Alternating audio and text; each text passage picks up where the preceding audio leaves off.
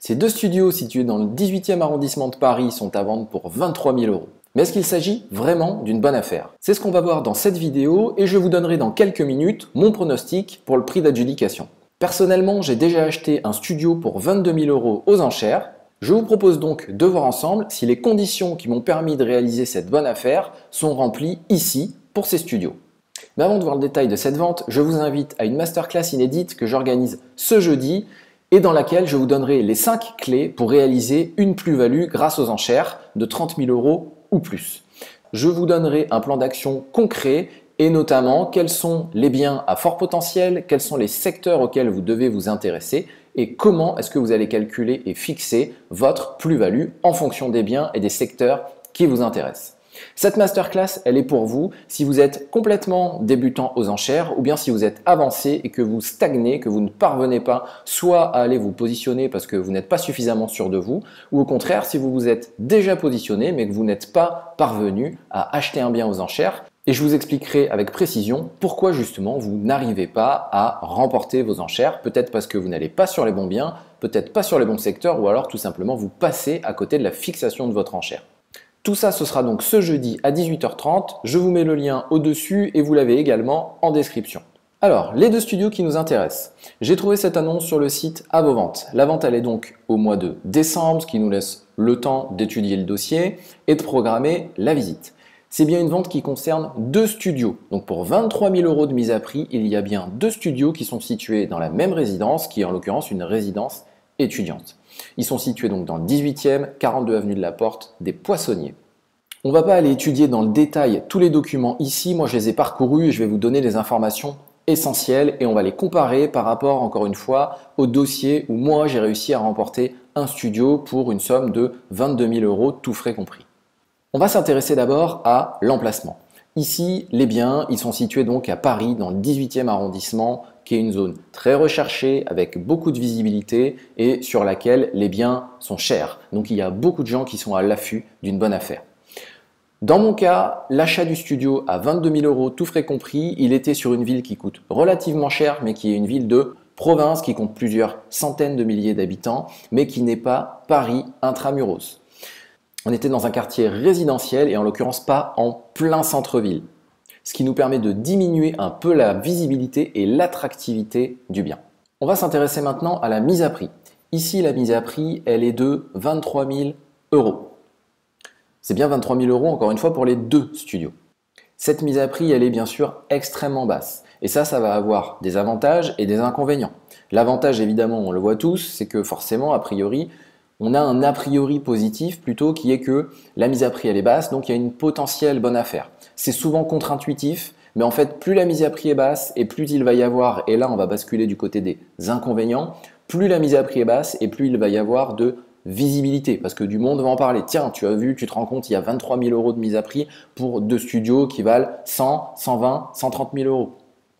On a beaucoup plus de monde et il y aura peut-être beaucoup plus de monde aux visites, mais j'y reviendrai plus loin dans la vidéo. Et je vous rappelle, restez bien jusqu'à la fin parce que je vais vous donner mon pronostic pour à quel prix ça va se vendre, à quel prix vont être adjugés ces deux studios-là.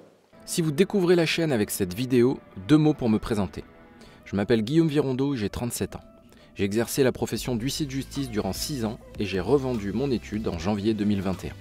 L'immobilier a été déterminant dans ce changement de vie, tellement déterminant que j'en ai fait mon activité. Et je suis aujourd'hui expert immobilier agréé et inscrit sur les listes de la Cour d'appel de Limoges. J'investis activement dans l'immobilier depuis 2019 et depuis 2021 grâce aux enchères. Après avoir été un des maillons de la procédure et avoir participé activement à plus de 150 procédures de vente en tant qu'huissier, en mars 2023, j'ai publié un livre sur le sujet pour démocratiser ce type de vente auprès des investisseurs et j'ai créé une newsletter mensuelle dédiée exclusivement à l'univers des enchères. Tout ça m'a amené à partager mes connaissances lors de divers événements et depuis près d'1 an à accompagner des investisseurs et des marchands de biens dans leurs premiers achats aux enchères. Ensuite, toujours dans un esprit de comparaison avec ce qui moi m'a permis de faire plus de 70% de plus-value sur le studio dont je vous ai parlé tout à l'heure, on va s'intéresser aux infos qui sont disponibles sur la copropriété et sur la copropriété en elle-même. Dans mon cas, on était sur une petite copropriété avec un syndic bénévole, donc des coûts de charges de copropriété très faibles. On avait aussi peu d'infos sur la copro et des zones de doute, ce qui faisait que ça pouvait faire peur si on n'était pas en capacité d'aller chercher soi-même les informations comme ce que moi j'ai pu faire. Ici, en l'occurrence, on est sur une résidence étudiante avec pas mal de lots et pas mal de services. On a aussi un bail qui est en place, on y reviendra après, mais ici ce qu'on voit quand on va regarder le dossier, c'est qu'on a peu d'infos sur la copro. On n'a pas le montant des charges de copro, on n'a pas le montant des derniers travaux qui ont été effectués, on n'a pas les derniers PV d'AG, etc. Donc c'est autant d'informations à aller chercher vous-même pour travailler le dossier et faire un peu la différence face à la concurrence. C'est clairement quelque chose qui peut faire la différence et là je vous parle pour l'ensemble des dossiers, pas seulement pour celui-ci. Quand il manque des informations, le tout c'est de savoir comment aller les chercher, pourquoi aller les chercher et ça fait aussi partie des choses que je vous partagerai lors de la masterclass de jeudi pour celles et ceux qui seront présents. Ensuite, pour les informations qui sont disponibles en termes de bail, la différence par contre fondamentale, c'est que moi c'était un bail meublé classique à l'année, donc des baux d'un an. Un bail d'un an qui se renouvelle par période d'un an avec un locataire qui était en place, qui payait ses loyers, qui était un locataire particulier. Ici, c'est un bail commercial. Vous l'avez dans les annexes. Alors les annexes, il y a 60 ou 70 pages, je crois. On va pouvoir y jeter un œil. Voilà, le temps que ça s'ouvre, vous voyez, il y a tout un tas de choses. Il y a une hypothèque qui a été publiée, il y a des documents relatifs à la procédure, le commandement valant saisie, etc., etc. Et je vous ai dit une bêtise au niveau du nombre de pages, je l'avais basculé bien plus vite, il y a 287 pages d'annexes. Moi, je m'étais concentré sur les dernières qui sont les plus importantes.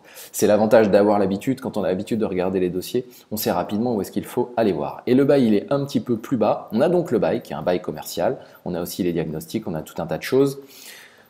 Donc les diagnostics, pour info, ils sont en D1, donc ils sont relativement corrects, en tout cas pas concernés par les dispositions d'interdiction de louer qui s'étalent dans le temps et qu'on connaît pour les passoires énergétiques.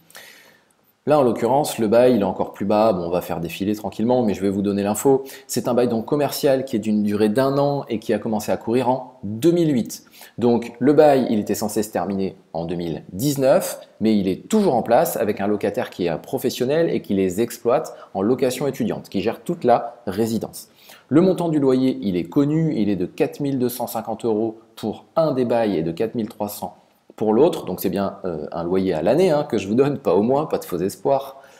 Et donc ce locataire qui exploite les biens en location étudiante, le bail qui est arrivé à expiration donc en 2019, il s'est tacitement prolongé. On parle de prolongation tacite, ça veut dire que c'est toujours le même bail qui court, aux mêmes conditions, mais voilà, c'est donc toujours le même bail qui se poursuit, même s'il est censé être arrivé à son terme.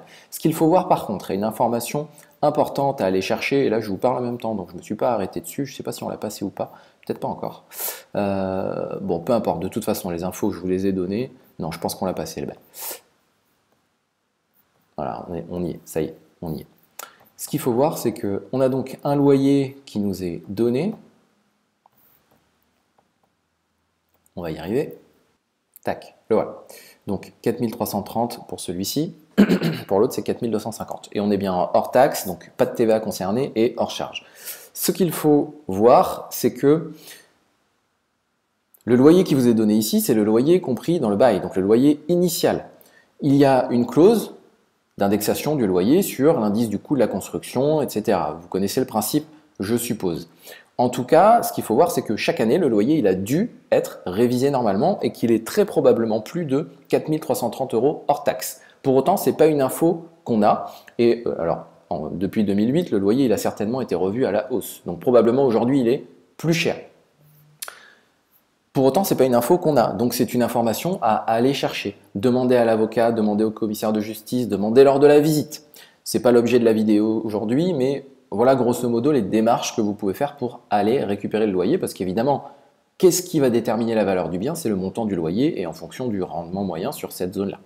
Je vous ai donné les principales informations sur le bien. Maintenant, ce qu'on va voir ensemble, c'est est-ce que c'est une bonne ou une mauvaise idée d'aller se positionner sur ces biens-là? Est-ce qu'elles ont des chances de se vendre peu cher?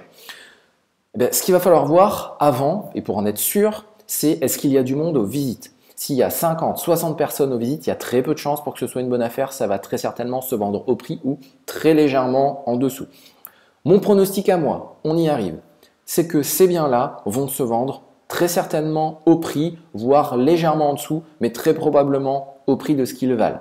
Pourquoi? Parce que Il n'y a aucun problème à résoudre. Ce sont des biens qui sont gérés, qui sont en bon état, avec un locataire en place qui est un locataire sérieux sur lequel il n'y a pas de doute a priori sur le bon paiement des loyers.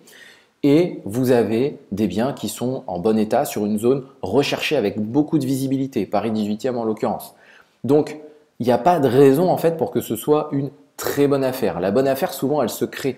Ce n'est pas forcément des biens avec beaucoup de problèmes ou avec des gros problèmes, et moi d'ailleurs c'était mon cas, avec une ville où il y a beaucoup d'habitants, où il n'y a aucun souci pour remettre en location et sur un bien déjà loué et sans travaux, c'était malgré tout sur un quartier un peu moyen, pas un mauvais quartier, pas un quartier pas recherché, mais un quartier où il y a moins de visibilité. C'était aussi sur une période de l'année où il y a moins de visibilité. C'était sur une copropriété où il y a des zones de doute, où il manque des infos, où il faut aller les chercher, et sur une petite copro avec un syndic de copro qui est bénévole, donc qui est moins à même de donner des infos ou des infos claires. Il faut travailler davantage là-dessus, travailler davantage soi-même le dossier. Ici, en l'occurrence, oui, il y a des informations qui manquent, mais à mon sens, elles ne sont pas compliquées à aller chercher. Donc, mon pronostic, c'est que ces biens-là, par rapport à la mise à prix, ils vont se vendre 8 à 9 fois plus cher que le prix affiché des 23 000 euros. Donc, à mon avis, on sera entre 180 et 200, 210 000 euros sur le prix de vente pour ces deux studios-là. Je pense qu'on sera de cet ordre-là et voire même un peu plus cher. Donc, affaire à suivre. Je pourrais pourquoi pas vous publier une vidéo mise à jour. On ira voir une fois que ça s'est vendu, à combien ça s'est vendu, ces appartements-là. Mais voilà en 2 mots, à mon sens, comment ça va se vendre et comment on regarde brièvement un bien. Encore une fois, et pour conclure cette vidéo, les biens les plus visibles et les plus attractifs ne sont pas les meilleures affaires. Comme sur le marché classique, j'ai envie de vous dire. On ne réinvente pas la roue non plus, mais encore plus au marché des enchères. Même si on a un a priori positif, parce que la mise à prix est basse, s'il n'y a pas de problème à régler, si c'est trop attractif, si grosso modo c'est trop beau pour être vrai, souvent, ce ne sera pas une très belle affaire. Ça peut être une bonne affaire, on peut acheter 5, 10% en dessous du marché, mais vous n'allez pas faire 30% de plus-value sur des biens comme ça. Il ne faut pas rêver. Donc, si vous voulez un plan d'action concret, si vous voulez savoir quels sont les biens à fort potentiel, quelles sont les zones à fort potentiel, je vous donne toutes ces infos-là dans la masterclass ce jeudi. Je vous donne rendez-vous encore une fois ce jeudi à 18h30. Vous avez le lien en description et je vous le remets ici juste au-dessus.